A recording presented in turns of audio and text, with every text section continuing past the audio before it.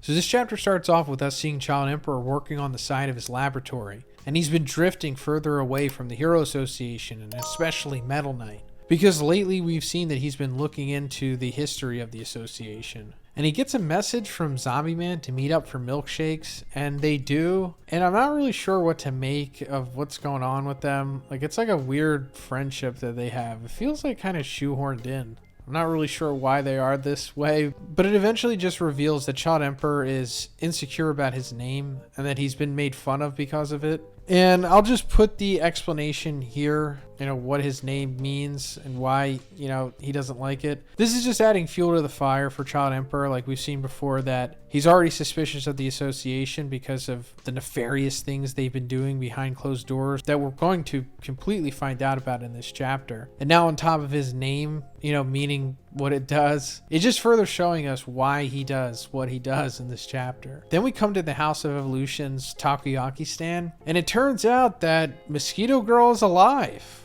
Yeah, this was like a theory that had been going on in the community for years. And it turns out that she survived getting smacked by Saitama. I think it was like back in chapter 6, where you don't see her explicitly die. She kind of just gets slapped into the sky, in typical or even comical manga fashion. And in the anime, we do see like the blood go on the building, but I think that's just Saitama slapping like the blood sack thing on her back. And you actually do see her go into the sky as well in the anime if you look closely enough. So yeah, she survived, and she's having like a hard face turn here, which is, understandable and needed. It's always nice to have new characters come in, especially female, which this series definitely needs. And I do think this means that the House of Evolution is definitely going to be like a force. It's still like a very relevant and viable faction in this world, but I think they're just kind of like faces now. Like, they obviously started off as heels, but now that they're still lingering, they have like, a great dynamic to them, and they're very likable. And I think that they're going to continue to be that way for like the rest of the series. But we see Zombieman finally meet back up with Dr. Genus. The last time that they had talked, I think it was like chapter 86 in the Viz, when we found out about all that stuff with the limiter and it relating to Saitama. And that's actually coming full circle here, because they're talking about that again. Because Zombieman tells Dr. Genus, he's like, hey, there's a guy that defeated Monster Garo with one hit. Because Zombieman knows that it was Saitama that defeated Garo. Like, pretty much everyone else thinks it's Blast, but because he believes the testimony of Genus, he knows that Saitama is the one that defeated him. Therefore, he knows that Saitama is the one who removed his limiter, because Dr. Genus doesn't explicitly say that it was Saitama, but he just says like, yeah, this guy who removed his limiter, he's like a hero, so you'll probably meet him one day. So now he finally understands what Dr. Genus was talking about, because before he didn't believe him. And now that he's seen it, he's like, hey, I want you to try and remove my limiter. And on paper, Zombieman is a great candidate for this because of his ability, like, of regeneration. He should be able to speed run it in theory, because basically removing your limiter involves you like pushing yourself to the absolute limit, like coming close to death, but then not dying and then coming back, essentially. Like, that's how Garo and Saitama did it. But they didn't have regeneration abilities like Zombieman, so he can obviously go much further than they did. But maybe it's not that easy. I mean, they're going to try something. Definitely something is going to happen, because Dr. Genus is like, hey, number 66, like that was Zombieman's test subject number when Dr. Genus was experimenting on him when he was in the House of Evolution back in the day. And he's like, this shop actually has a basement. I've got something interesting down there to show you. And that was like a cliffhanger for a few years in the webcomic. And once we eventually found out what's down there, like, it delivered. So look forward to it, because it really brings a really great dynamic. And depending on how the manga is going to continue to adapt the webcomic continuity, we might see it sooner than later, or it might take a year to see it, but it's worth the payoff. It's actually still kind of ongoing in the webcomic as we speak, like Dr. Genus's basement storyline. But first, let's talk about the sponsor of this video, Factor. Factor makes meeting your nutrition goals easier than ever by delivering fresh, never frozen, dietitian approved meals right to your doorstep. Also, if you're familiar with HelloFresh, which I've also used before and love, Factor is in partnership with them. Their team of gourmet chefs create each meal using only ingredients with integrity to help you feel your best all day long. This August, get Factor and enjoy eating well without the hassle. Simply choose your meals and enjoy fresh, flavor-packed meals delivered to your door. Ready in just 2 minutes, no prep, no mess. If you're too busy with your end of summer goals to cook, but you want to make sure that you're eating well, you can use Factor to skip the extra trip to the grocery store, along with the chopping, prepping, and cleaning up too, while still getting the flavor and nutritional quality you need. Or for an easy wellness boost, try refreshing beverage options like cold pressed juices, shakes, and smoothies. For me personally, all day long, I'm pretty much working on YouTube. I'm sure you've seen on the channel that I'm always uploading, and it can make things pretty hectic, especially trying to get meals in during the day. And Factor really helps me with that. Because they're simple and delicious and all I have to do is just pop them in the microwave, it saves me from monotonous meal prep, or even worse, having to eat out all the time, which is super expensive. I tried the herb crusted chicken with mashed cauliflower and toasted almond green beans. This was so good and satisfying. The chicken is always cooked perfectly by Factor, and this herb crust was no different. I especially also really like these toasted almond green beans. It complemented the chicken well along with the mashed cauliflower. I also had the chorizo chili with shredded cheese and scallion sour cream, and this hit different. Love the portion on this, and this chili was just so flavorful with so much shredded cheese, and the scallion sour cream really took it to the next level. So guys, head to factor75.com or click the link below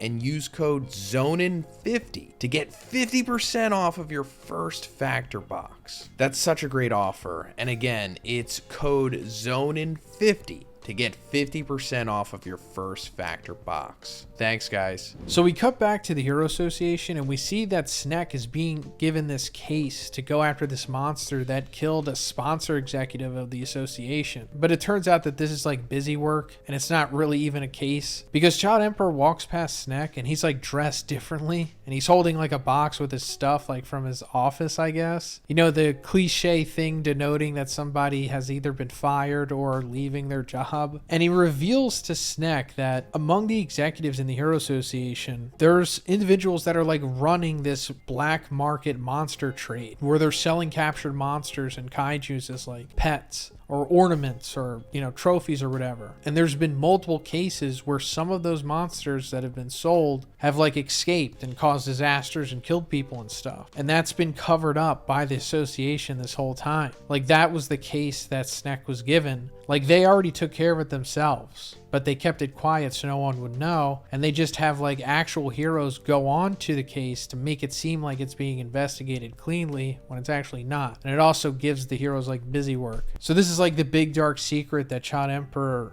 was able to find when he went into the Hero Association system. And when he's talking about this, we see like this collage of like monster pictures. And on the bottom right, we see what looks to be Phoenix Man. Now, I don't know if this is like literally Phoenix Man, but it looks pretty much like him. And it makes me think like, oh, Phoenix Man was the one that kind of started all of this. Because when he connected with Child Emperor, like during their fight, they had like this Esper conversation. And that was like when the seeds of the Hero Association being corrupt was first told to Child Emperor, I suppose. And it was, you know, difficult for Child Emperor to believe this because it was like Phoenix Man telling him and he didn't know where he got that information from. But now that we know that like these black market trade monsters escaped at points, it's very likely that they joined the Monster Association at some point too, because that's what Phoenix Man did. So maybe they just met that way, or they just heard through the grapevine that way about what was going on. I think that would be a cool way for him to know. Or if it's not that, then it's just like God somehow told him directly through the suit, which I don't know if it's canon or not that the suit speaks to Phoenix Man. I think that's been retconned, but yeah, either way, there is a reason why Phoenix Man knows and the reason why he told Child Emperor, and I think it's gonna come full circle like that. But then Child Emperor just leaves the Hero Association and gets immediately picked up by the Neo Heroes. And it's like, yeah, Child Emperor is now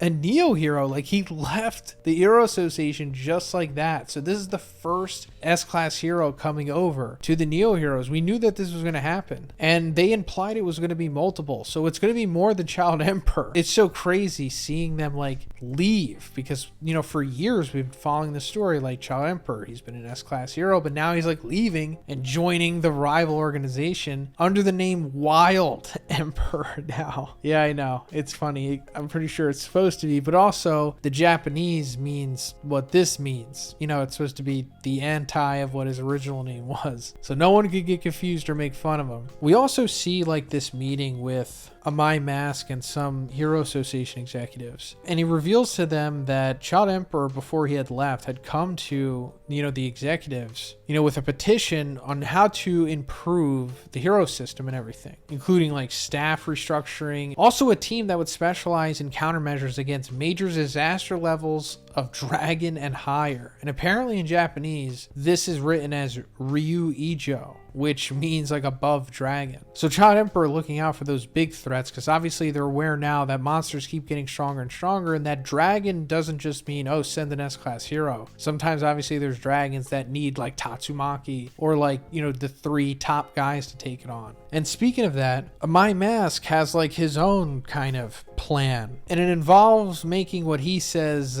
perfect hero, where he wants to make like an all-powerful mascot, like an All Might from My Hero, or like a Homelander from The Boys. Like that's essentially what Amai Mask wants to do here, using Saitama, because Amai Mask is pretty sure that Saitama is very likely to be the strongest hero in the world, and he knows that he's not the strongest in the world, so that if Saitama is, then he can become what Amai Mask wanted to. Like what he's trying to do with Saitama here is what Amai Mask was trying to do with himself. But I guess he's come to this point that he realizes that he has his limits, as we know, where Saitama doesn't. And of course, the executives aren't like immediately super compliant with this. They are a little skeptical of it. And one of them is McCoy, and he just walks out of the meeting and he has this inner monologue where he's basically heavily implying that he knows Amai Mask is a monster. How he knows this, not really sure, but he does know things and has a lot of connections, I guess. I don't know. I mean, I guess he just figured it out maybe through whatever. I don't know. But he's basically saying that if Amai Mask was revealed to be a monster soon, he can use that as a means to propel himself into the good graces of the Neo Heroes.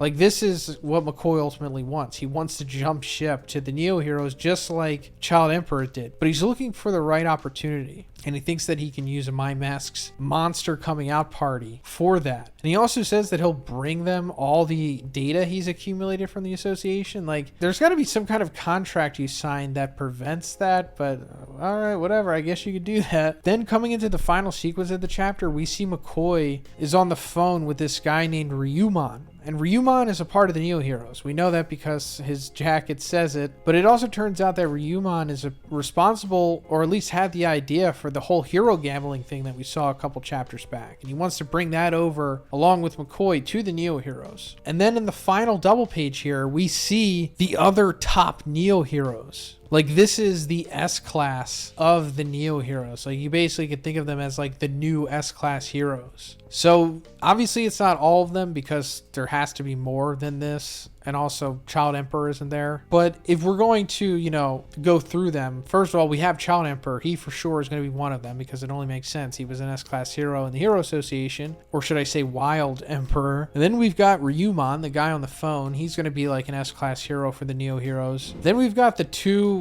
bald guys in the back. They look powerful, probably, right? Then we have a woman in the front. That's cool. Like I said with the Mosquito Girl, always nice to have more powerful female characters in the series. Then we've got a guy that looks like Drive Knight sitting on the ledge, but pretty sure that's not Drive Knight, because Drive Knight has 1 eye, not 2. And then the guy standing next to him, standing up with the spiky hair, I think we might already know who this character is. And it's going to be like a huge twist when we see like, oh, it's him? Oh, that's crazy. He's a Neo hero? Like, I'm pretty sure we're going to get that reveal with him. But yeah, this is exciting stuff. Getting the reveal of like the new anti-S-class heroes. And I can't wait. I hope we see it in the next chapter. But man, the story is so exciting right now. So many new storylines and characters are getting revealed left and right. I'm here for it. But let me know what you think about it in the comments, guys. And if you like the video, please give it a like. Please subscribe if you haven't already. Have a great day, and I'll see you in the next one.